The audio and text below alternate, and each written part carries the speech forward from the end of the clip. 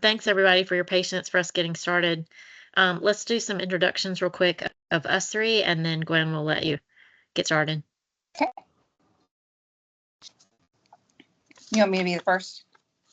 It doesn't matter. Go ahead. I'm Gwen Turner, and I am with the North Carolina Department of Public Instruction as a Family and Consumer Sciences consultant, and I oversee our pathways for food and nutrition, culinary arts and hospitality, as well as counseling and mental health, and hospitality and tourism.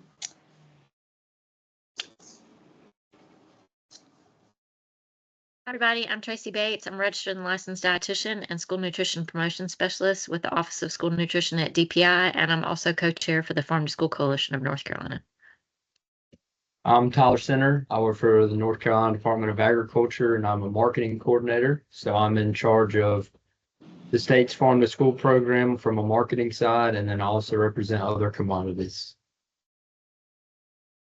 Awesome. Thank you. Ty, you want to advance the slide? Yeah.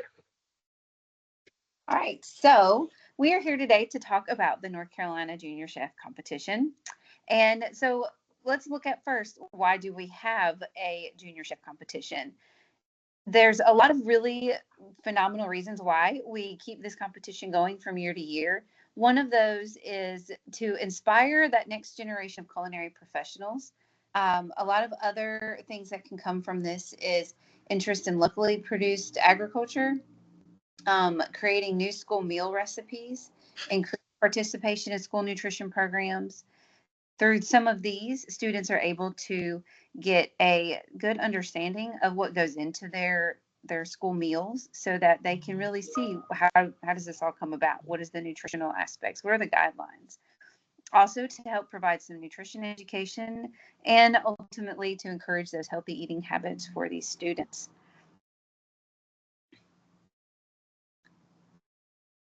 All right, so what is the Junior Chef Competition?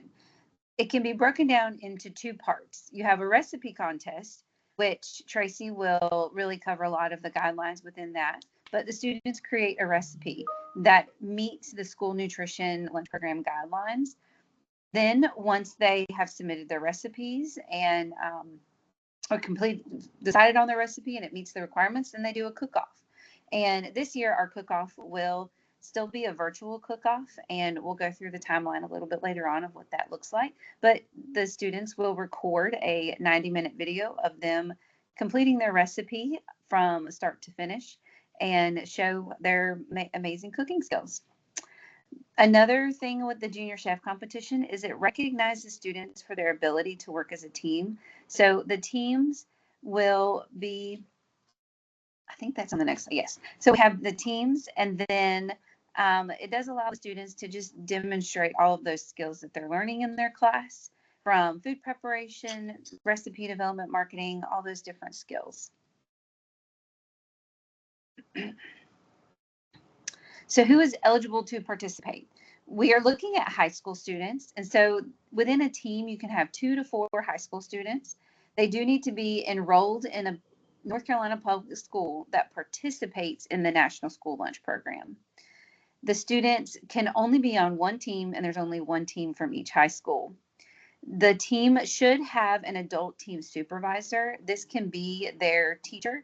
Primarily, we're going to see this from family and consumer sciences teachers, but it could be a teacher in a different program area, or it could even be a school nutrition administrator. Each team is allowed to have a team coach. This is not a requirement, but this could include somebody from cooperative extension, a chef, a farmer, somebody from school nutrition within their teacher that comes alongside an ag or family and consumer sciences who help support.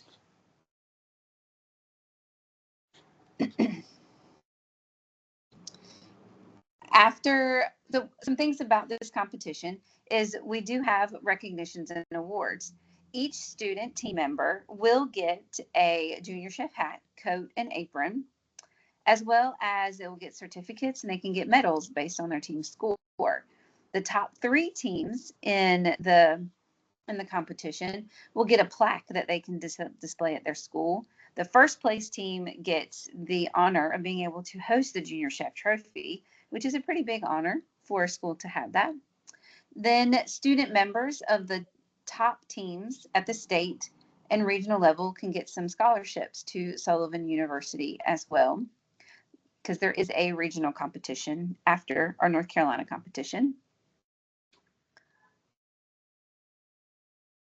What are important dates to take action? So to be a part of the 25-26 Junior Chef competition, there's some important dates and actions you need to take. Today, if you have not done so already, please review the NC Junior Chef competition guidelines and plan to participate. November 6th, turn in a submission form for your team. We'll share more information about the submission form in the next couple of slides. November 20th, look for a notification by email to see if your team has been selected as a finalist. And then on December 18th, finalist teams must turn in an updated / final submission form. And then February 2nd and 3rd, teams will be scheduled to participate in a live virtual interview with the judges. And then finally on the 6th, there will be a live virtual ceremony to recognize all the finalist teams and announce the results of the competition. The competition results will then be officially announced by NCDPI through a press release and on social media. What should be submitted for the recipe contest? Each team must submit an online submission form, and through this form, you'll provide team contact information and answer related questions about steps taken in preparation for the competition, and also upload your application with the recipe, photos, and permission forms. The online form will allow for everything to be housed in one location given the virtual format. Also, teams will be required to watch a series of educational videos on school nutrition, farm to school, North Carolina agriculture products, and kitchen and food safety. The videos are intended to enhance the learning opportunity for students provided through the competition.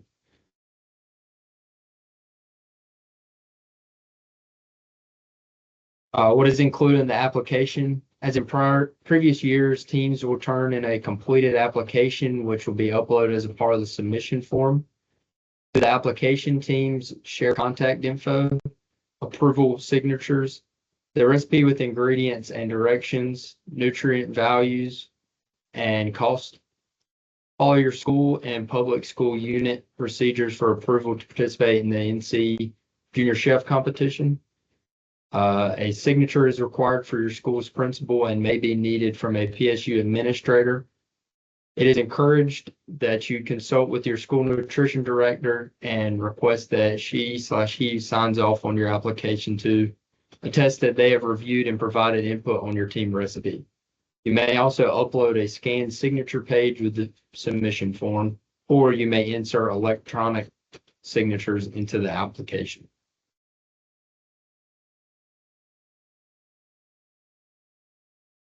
All right, so I'm going to talk a little bit more about the recipe requirements for the competition. So as Gwen shared, teams must develop a school lunch entree recipe.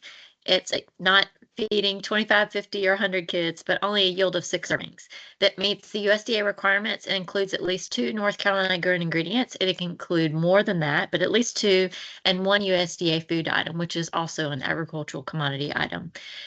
This year and last year, was the first time, entrees must include 3 components. So that would be a meat alternate, 2-ounce equivalent grain, 2-ounce equivalent, and a vegetable or fruit, at least 1/2 cup. It include more than that, but at least 1/2 cup for the competition. That's the requirements for the regional competition, and so we have to follow suit for our state competition to make sure that teams prepare the right recipe or create the right recipe as a part of the competition. A list of example North Carolina grown ingredients is provided in the competition guidelines. There's also a link to the most current USDA foods list. For the competition, no raw milk, eggs, meat, poultry, or seafood should be served for consumption for food safety concerns.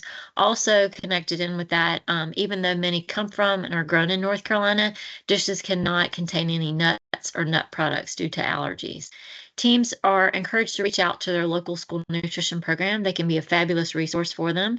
The school nutrition director, administrator, and/or manager can assist in providing guidance to teams on meeting those nutrition requirements and having the recipes be replicable for school meals. In order for them to be successful, truly successful, and do well not only in the state and regional competition if they move on, it's helpful to have that input from the school nutrition program because they can help tell them, what would work or not work, or how they could adapt a recipe that they wanted to use for quantity food service for school meals. Students should aim to create a dish that they and their peers would like. Given this, teams should conduct at least one taste test of the recipe, ideally more than just their team members, but maybe their class and more students than that if possible. They should be able to incorporate the feedback into the recipe and be able to share the results of the taste test as part of presentation to evaluators. Dishes should take no longer than 90 minutes to prepare, cook, and plate. They can take less than that, but no more than that. Reviewers and evaluators will check the recipes for the use of those 2 local ingredients that we mentioned, 1 USDA food item, as well as their adherence to the school nutrition program requirements and junior chef competition guidelines. The competition committee reserves the right upon review to reject recipes or ask for adjustment to make sure that they're meeting those guidelines. Next slide. So I talked a little bit about the nutrition requirements. We're going to look at them a little bit more in depth. And so on this slide and the next slide, you'll see a chart or table for the guidelines that we must follow for school meals as a part of this. And so in moving, originally we did the competition, we started out with entrees. And so that was only just 2 components. And if you were involved then, you may be familiar or remember the Smart Snacks guidelines, and those are available for entrees. And we use those guidelines. Now that we're moving to 3 components, that's really the basic minimum for a reimbursable meal. And so the nutrition criteria that you'll see for the competition are what we use for school meals averaged over the week. And so I just wanted to preface or mention that as a part of that. And so you see on here the requirements that we have for the different food components: fruit, vegetables, meat alternates, grains, and fluid milk. And then if you move to the next slide, you'll see the nutrient requirements that we have. And so you'll see the minimum and maximum calories, the range that we have for high school meals on this chart. And then also saturated fat, less than 10% of calories. Added sugars is a newer requirement. They've updated the nutrition guidelines with the latest final rule. And so these last rows that you see on the table are those newer guidelines. So added sugars, less than 10% of total calories. Sodium, the newer requirement, less than or equal to 1,280 milligrams. And then the next one that we'll be meeting as of July 1st of 2027 is that lower value of less than or equal to 1,080 milligrams. And so the teams for now with the competition would want to aim towards that 1,280 as a part of that. And, if they want to go lower than that, they can have that additional or next level guideline that we'll be moving towards. And then trans fat, keep that to minimum or 0 as a part of that as well. Next slide, please. And as over the years, the students have learned a lot in creating the recipes, and they always comment about the nutritional guidelines that we have to meet for school meals and how difficult that can be. So it's a great learning opportunity that it's not as easy to put school meals on those trays as people most often think. So in terms of doing the recipe and creating it, teams will need to do nutrient analysis on the recipe as well as cost analysis. So for the competition, we provide an application. In that application, there's a tab for you to share information about your team. There's also tabs for you to share information about the recipes that they're creating, the ingredients and the steps, but then also do nutrient analysis and cost analysis. And we've set up the application. There's a Google form option as well as an Excel spreadsheet. So the information that you enter on that first tab can transfer over to the other sections. So on the nutrient analysis tab, it can help you in calculating the fat, calories, saturated fat, and sodium for a recipe. The ingredients, amount used in the recipe, and the unit measure should automatically populate based on what you enter on that original recipe page where you enter in the ingredients and the recipe steps. Some of that information should carry over to make it easier for the nutrient analysis. Because when we first started out, we didn't have that feature in the Excel workbook and in the Google Sheet. And so sometimes teams made errors in basically retyping that information. So we try to make it easy. We also try to put some formulas in there behind the scenes to help with the calculations. So just caution your students to not mess with either the Excel workbook or the Google Sheet too much. Or if they do, just to make sure to double check what they might type in for the ingredients and or double check the math as a part of the recipe. So keep in mind that all ingredients, including condiments, contribute to the nutrient analysis. So please make sure they provide complete and accurate information.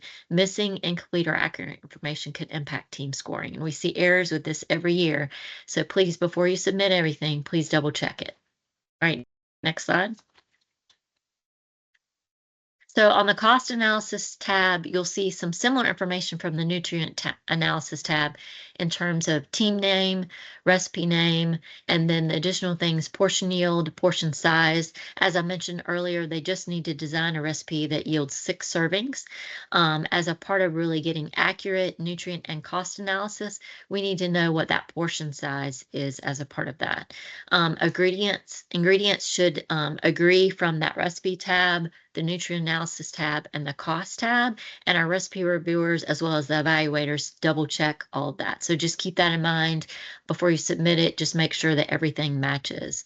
And in terms of figuring out the cost analysis, we need to know what the purchase unit is and the purchase cost and what they're basically you're trying to figure out what's your cost per serving.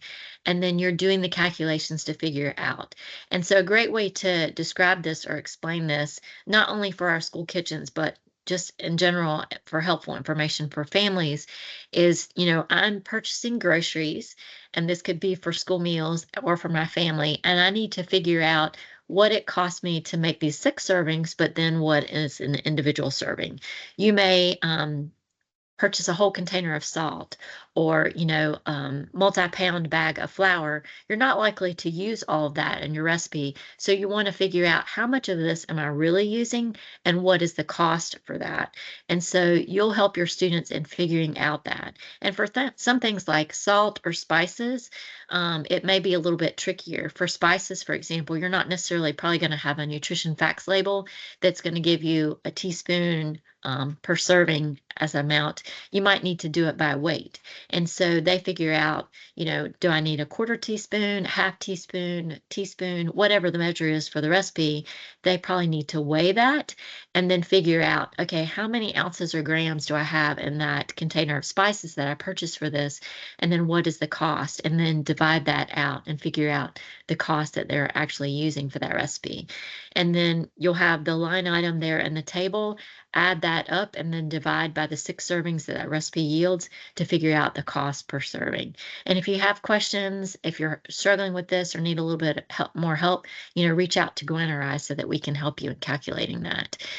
We have to be very careful in preparing or designing our recipes for school meals because we have limited funding as a part of that. And so in the nutrition guidelines, you'll see what the reimbursement that we get for school lunch. And so when you take a look at that, we give guidance to our school nutrition staff in terms of taking that amount and figuring out your funding. And so we give guidance to our staff to calculate or budget 40% for food, 40% for labor, and then other indirect costs and equipment at 20%. So that amount that you see in the guidelines is not all that we can spend on food. We can only spend about 40% of that. And so it gets really tricky when budgeting for school meals and really figuring out what ingredients you can afford. So this is a helpful exercise for students to learn more about budgeting for food and figuring out the cost per recipe and the cost per serving. So we hope this will be helpful to them, not only in terms of learning more about school meals, but something that they can apply maybe to, as a future career, but then certainly for their families. All right, next slide. I think Tyler, this is back to you. Yep, so permission and release forms, completed and signed parental permission and release form must be submitted for each student team member. Please make sure that all blanks are correctly completed on the form, especially contact information and the signatures in 2 places. Permission to participate and the media release. The form grants permission for students to compete in both state and regional competition, and the media release is also for both competitions. What are the recipe review criteria? The recipe review panel will review the submission forms, applications with recipes, and recipe photos from the teams. The scoring rubric addresses whether everything was submitted on time and complete, the quality of the recipe photo, and the quality of the overall recipe. The recipe review panel will score each team's entry and confer to select up to 8 finalist teams. What should be submitted for the cook-off? Finalist teams will receive feedback from the recipe review panel, and teams can choose to update their applications, recipes, and recipe photos based on that feedback. Each finalist team must update their online submission form for the cook-off phase. Then they will upload any updated applications with recipes and recipe photos. They will also upload their work plan and provide a link to an unedited video of the team preparing and plating their recipe. Since we will not be able to be together in person for this year's cook-off, we are conducting the cook-off virtually, as this is an important part of the competition. The video recording of teams preparing and plating their dishes should be done in one take. No editing, starting over, cuts in the video, etc. And should show the work surfaces in its entirety and the students at all times. The video can show the team working together when allowable, or show individual team members creating parts of the dish when being together in the same location is not possible. The video must be unedited footage of recipe preparation. If team members must create parts of the dish in separate locations, the footage may be combined for one whole video submission. How the live interviews work. As with the in-person cook-off, we will schedule teams time to present their recipes to our panel of evaluators virtually. Teams have 5 minutes to share about how they created, prepared, and plated their recipe. Then the evaluators can ask the teams questions. Afterwards, evaluators can provide feedback to the teams on items they did well with and things they could improve upon in the future. After reviewing the applications, recipes, recipe photos, time management plans, and videos, evaluators will score the teams and confer with each other to decide on team medals and placement.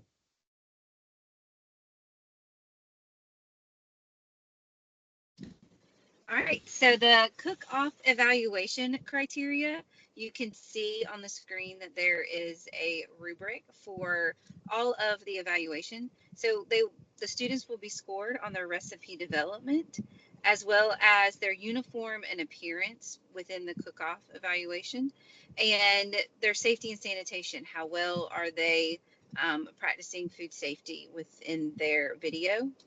Their food production, and also their food presentation. So they need to be able to plate their meal and make it look appealing and have a good presentation for it.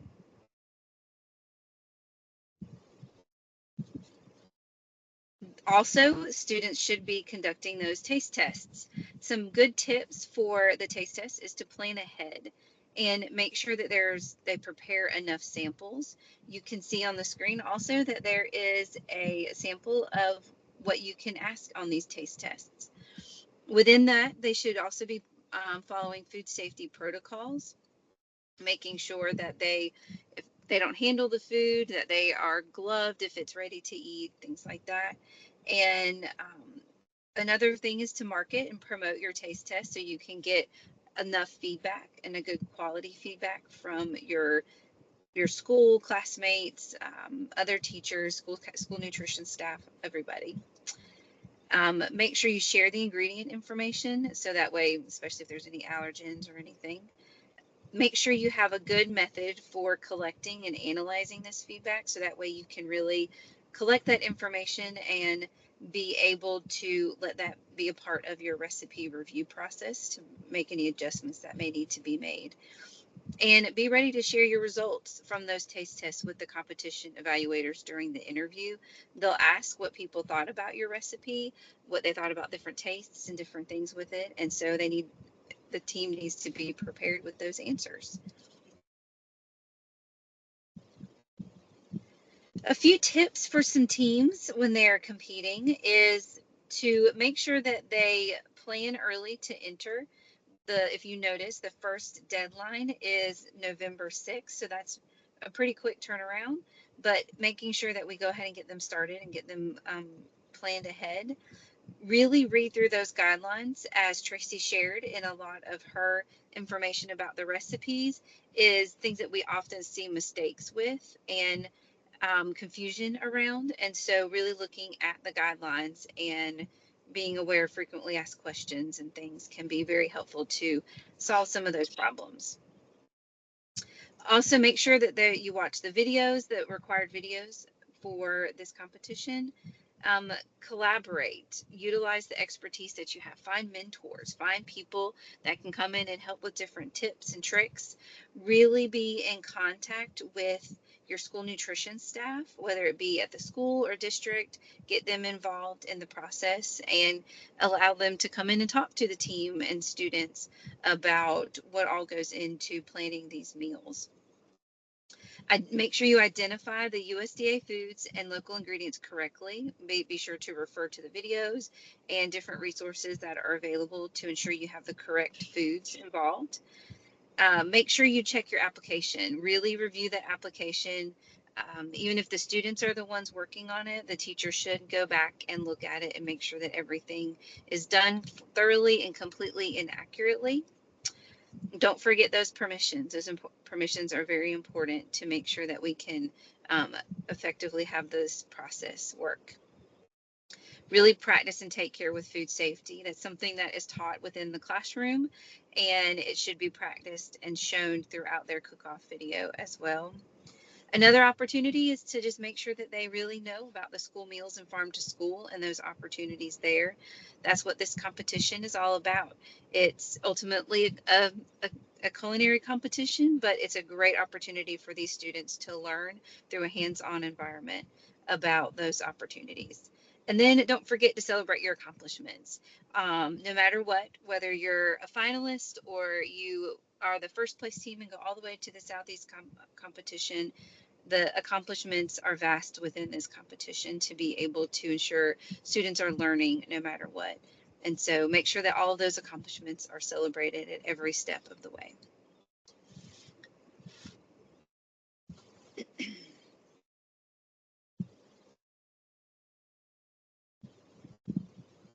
So we wanted to point out some resources to you that might be helpful, and you've probably recognized that we've mentioned several times. Please, please, please reach out to your local school nutrition program. They can truly be helpful for you in understanding the guidelines that we have to follow for school meals, answering those questions, helping you identify USDA foods that you can use, North Carolina grain ingredients, making sure that you meet the nutrient requirements, and understanding, whether these recipes will be replicable for school meals.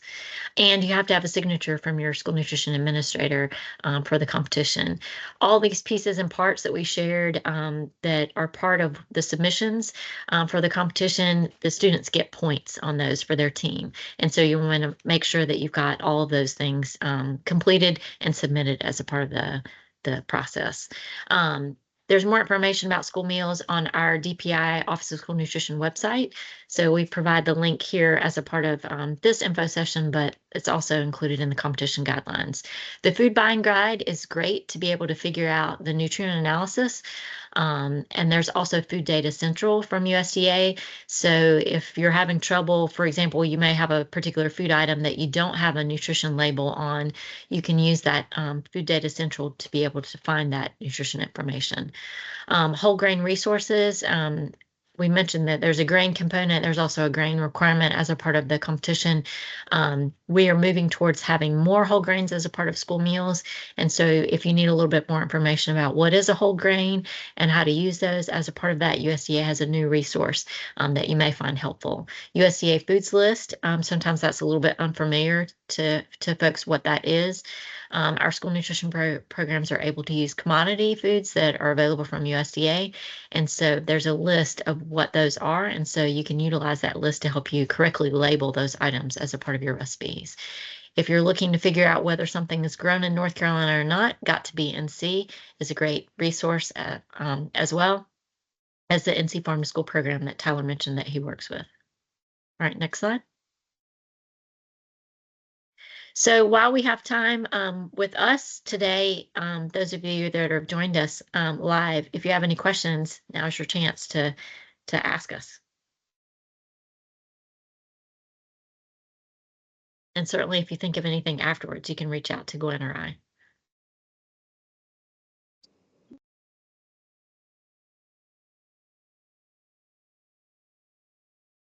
And while we have a moment too, I just wanted to emphasize some of the things that Gwen mentioned. Please double check the materials before you submit them. Double check, that the ingredients listed on the recipe page match with what's on the nutrient and cost analysis, that everything's labeled correctly. That's typically where we see errors. Food safety is important. We have, if you make it to the finalist stage, we have evaluators that are just looking at food safety the whole time with the teams. And so you want to make sure that they're following food safety practices, best practices as a part of that.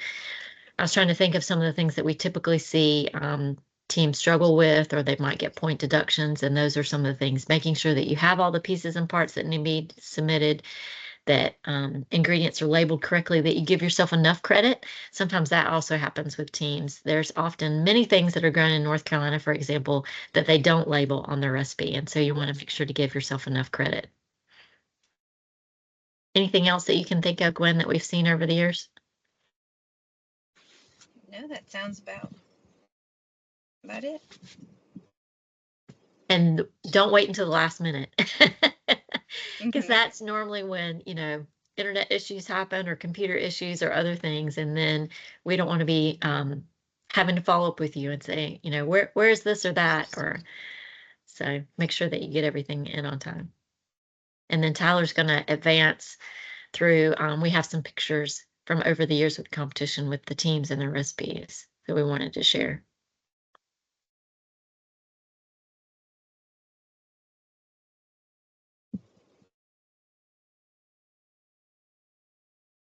And I was just checking the chat too. I didn't see any questions.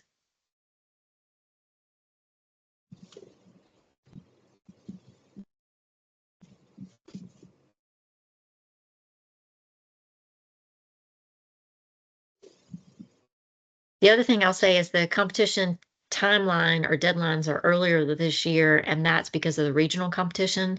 Alabama is hosting. They are new to hosting the regional competition, and with the facility that they're working with to host it, that event will happen April 23rd and 24th. And so they have to move up from there in terms of regional competition submissions, and then we have to adjust our whole timeline based on that. So it may not be ideal, but it's what we have to work with to make sure that we have enough time for each step in the process as a part of that. So it's an adjustment for all of us, but we're going to try and do our best to make it work so that students have the opportunity to participate in not only the state competition, but the regional competition.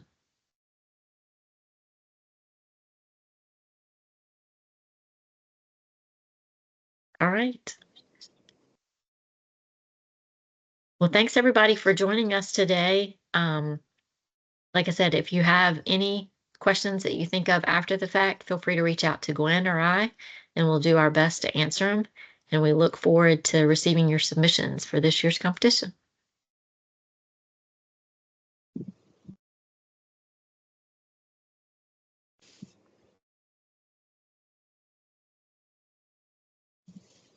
Allison, yes, we will work